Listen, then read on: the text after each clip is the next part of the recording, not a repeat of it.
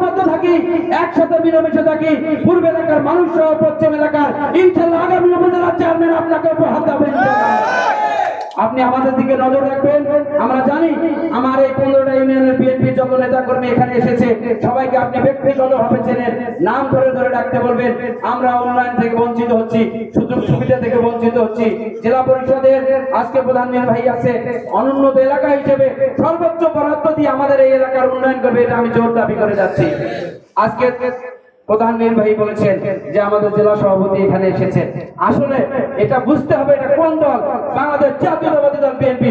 শহীদ রাষ্ট্রপতি জিয়াউর রহমান যেভাবে গ্রামে গঞ্জে হেঁটে বেড়েছিল, তার সন্তান প্রধানমন্ত্রী তারেক রহমান যেভাবে বেড়েছে, তার ধারাবাহিকতায় আমাদের জেলা সভাপতি আজকে কিন্তু গ্রামে গঞ্জে ঘুরে বেড়াচ্ছে এলাকার উন্নয়ন করার জন্য। তারেক রহমান বলেছিল আমার আগে আমরা, আমাদের আগে দেশ, ক্ষমতার আগে জনতা, সবার আগে। এবং তারেক রহমান এখানে বলেছে করব কাজ করব দেশ, সবার আগে বাংলাদেশ। এই বাংলাদেশ করতে আসুন, সকলে আমরা ঐক্যবদ্ধ হই। আমি অনেকক্ষণ